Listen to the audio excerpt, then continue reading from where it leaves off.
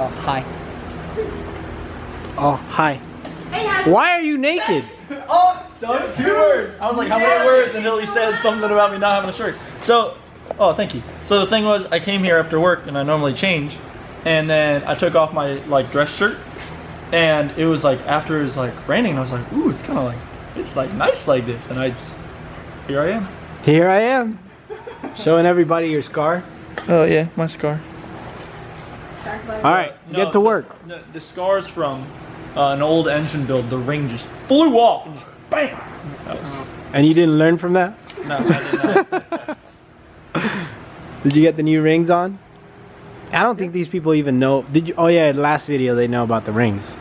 So this video, we're gonna put the rings, the right rings, and get the motor back together. Oh, my baby's back. How I missed her. Video coming soon. We'll have we fixed her. But I'm gonna start street driving again. Matt got the four pistons on this side on. Now he's doing this side. So, what are you doing? Lumen up. That's good. And so, are you spacing out the rings right? Are you orientating them right? Yep. And then compressing them and just putting them in there. And the goal for today is just to get the pistons in the block, and that is a big step for R&D Garage. As you guys know, the rings were the wrong rings. Basically, Well, just the secondary ring. Yeah. the secondary ring is wrong. But basically, when you research this stuff, it's hard out there because there's so many LSs. And the worst part about these motors is they're not branded. They don't actually have like VINs on them and stuff. Not all of them. The thing though is, So we just knew it was a 6.0 with what, flat top? the rings said in the ad or in the description LQ9 ring. That's what I'm saying. It said LQ9 rings, but we don't know if maybe there's an LQ9 with DOD, displacement on demand. Maybe those rings are they're different, or it's an LQ9 ring, which is the right bore and gap, but it's for a different kind of piston, not a flat top. Like, I don't know. You see, there's so many variables, and that's what sucks about getting a motor from a place that you don't know. So it came in the swap, and we didn't know what it came out of, and we don't know who touched it, but we do know people have opened it before. From the color of the gaskets and stuff, it's not the same original color as GM, and obviously, and from bearings and all the other stuff that's been swapped in it before. But this is what sucks about buying someone else's build, is you don't necessarily know what you have, so it's hard to figure out what you need to order to install for parts. So it is our fault at the end of the day, because when the ring went on, no one looked at it and said these look too skinny in the ring land. We just kept going, and we were like, okay, that's what it says in the ad. That's what this motor is. It's the right bore and it's the right gap. So send it, and that's what happened. Remember, we were like, send it. You remember? Send it, brother. I remember that. Okay, Taylor.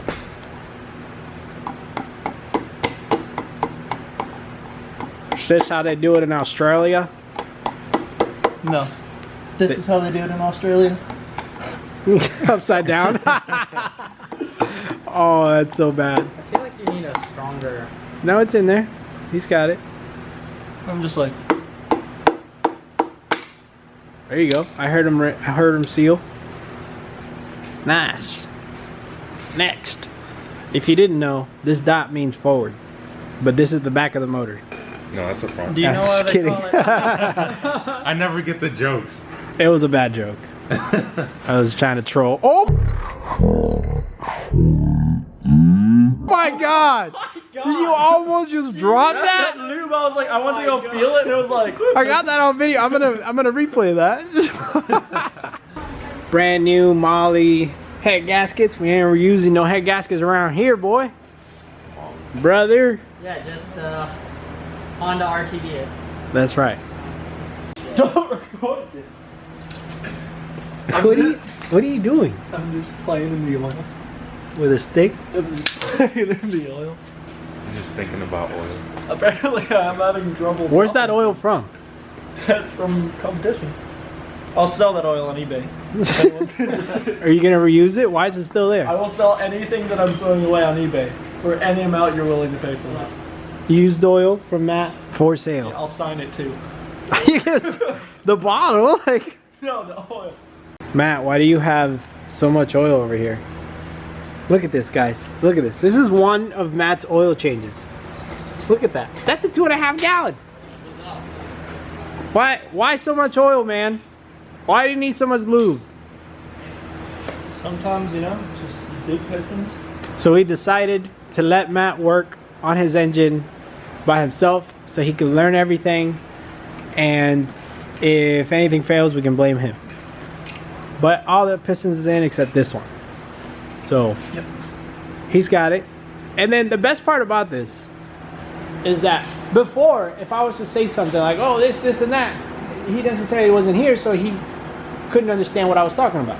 But now that he disassembled it himself and assembled it himself, when I mention something, he's going to be like, oh, yeah, that thing under here. And we know what we're talking about, and we can actually put our brains together to solve an issue, which is a good thing. Two brain cells. Communicate. Yeah, yeah. We're like, it's the rings. No, it's the valves. No, it's the injectors. It's everything. Matt, what are you doing? You're not supposed to write on there. Oh my God. You gave it the D. That one's weird. Is the Sharpie dying because it's full of oil? Yeah, I think so. Or where are you going to do your apostrophe? Like right here? I don't need an apostrophe. We don't need we're drawing on pistons. We don't need proper grammar. Don't. There's no apostrophe. I don't understand. I don't speak in contractions. Suck. LSs are weird. You don't torque them all by foot-pounds. They do foot-pounds to begin with, and then degrees, which sucks. But this fancy, what brand is that? Cobalt. Why did you know that? This fancy Cobalt torque wrench does have degrees. We're gonna learn how to use it here in a second. When we did it originally, we just did an approximate foot-pound relative that Taylor told us. Matt's setting up the degrees on the torque wrench. Okay, so you start it there, and it's at okay. zero. What do we go to? What do we go to? 60. We go 60. to 60. I'll just double check. So let me get. Wait, has it So started? it'll be yet? like this. No, it should be like this. Okay, there you go. And then there's the degrees. God damn, Bobby. That's 60 right there. Now do the next one. Can you tell me why they do degrees instead of foot-pounds for the second or final pass? He's concentrating. Anyways, the whole reason they do the degrees is that gives you an exact measurement all the way across the board. They're all going to be rotated the same amount because it is a degree of a 360. While foot-pounds, if this bolt is a little drier on the thread than this bolt, then this one might hit a different foot-pound at a different degree than this one. So that's why GM does degrees. Actually, most manufacturers nowadays do degrees. I hate it and it sucks, but it is more efficient and a better thing to do. Yeah, look at how strong Matt is. Wow. Oh, of course I got the. I never seen that bicep. Neither have I. Let's see if Matt is gonna be naked tomorrow. We're back at the shop. I am fully clothed this time, but it is soon to be because I'm not working in this. This is like my dress clothes. But we are here. No one else is here. It's been basically like 24 hours for me, but about 4 seconds later for you. So, Marco's just gonna have fun editing these because I don't like pressing the record button to stop recording. So, he's gonna have to edit that. But, so I'm getting me some pants. Time to change into something a little more comfortable. Alright, so now that we're at the shop, we're all changed, we can untuck the LS from its little sleep. Nice clean rags though. And we are going to, oh, this is probably not good to have on there. And we're gonna start putting all of this, minus these go in the trash because they're used, you know, so many miles that we put on these things. New head gaskets are going in. And we're gonna dress this bad boy all up. I need to weld both headers. I got I don't know where it went. Here it is. From Innovate. Nice, great spot on the ground right here. It is a not only single air fuel ratio gauge, it is a dual air fuel ratio gauge. So there we go, both of those. So I'll be able to see the air fuel ratio on each side of the engine. So you have two banks because you have a V8.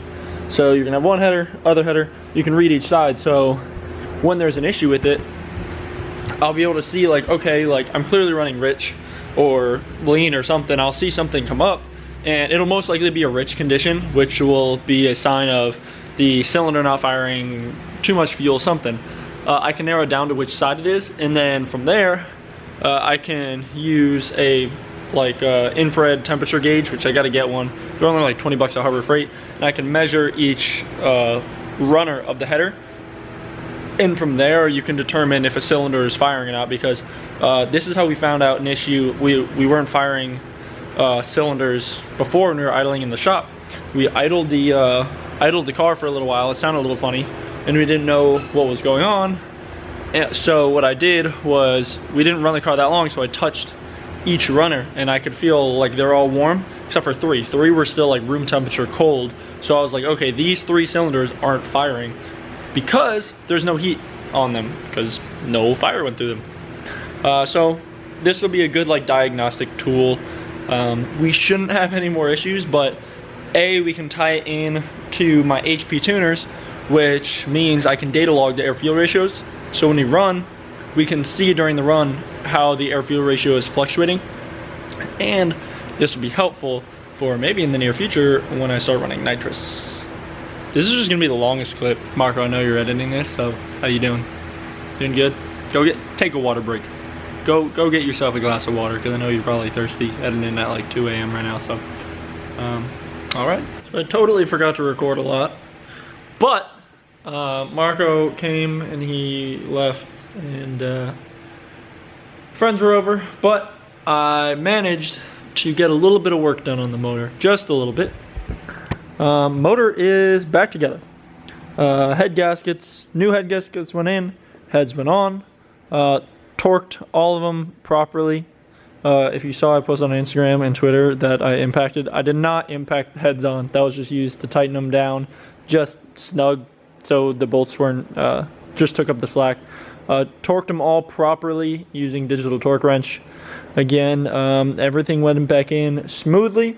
It is all done for the most, well, I should say the motor portion is done. I still need to do a little bit of random stuff like the steam ports, other stuff. I want to get a bigger throttle body, but that can kind of be done once it's already in the car. That will wrap it up for me at the shop today. It'll probably wrap it up for this video. If not, I don't know what Marco's editing. I don't know what he's doing. So for all we know, you could be jumping in right to another day right after this. I haven't gone bowling in a while. We used to go beer bowling all the time. And I want to go beer bowling again because it's fun. They have Dollar Thursdays. I'm gonna go bowling. I'm gonna get this motor in by this weekend for sure, unless we have any small issues, but I'm excited. Hopefully the motor's put together right this time. If not, I know how to take it apart now, so. Hello, and welcome back to another episode of R&D Garage. I'm all blurry. I'm gonna redo that, Marco. I'm gonna redo that. Hello, and welcome back to another episode of R&D Garage, where our dreams become memes. I don't know why, I just feel like everything we do is a joke. But it somehow gets done, and it is our dreams, so. There's a new car out here. I don't know if I can show you guys. Oh, almost saw it. It'll be in the background maybe. Anyway, still in work clothes. So, we got this motor going on here. This thing's looking beautiful, as always. There is the engine stand, and I pulled the motor off the stand, so it's now sitting on a tire here. This is the kind of method we use here for getting the transmission lined up with this. So I'm gonna bolt the flywheel on, torque all that properly, and then lift the transmission onto the motor. And since I'm sitting by myself, Marco should be here, I don't know, maybe, what time is it? 6:44. He said he's gonna be here around 8. I don't really want to wait for him, so I might just use the engine hoist to get the transmission up there, or I'll just blow out my back and muscle it onto there.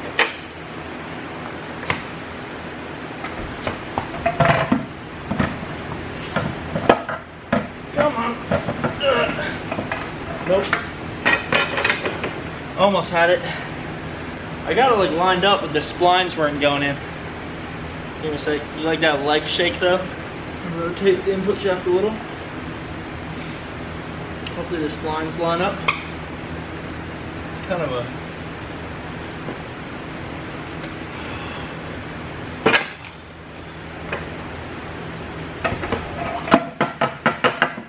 There we go.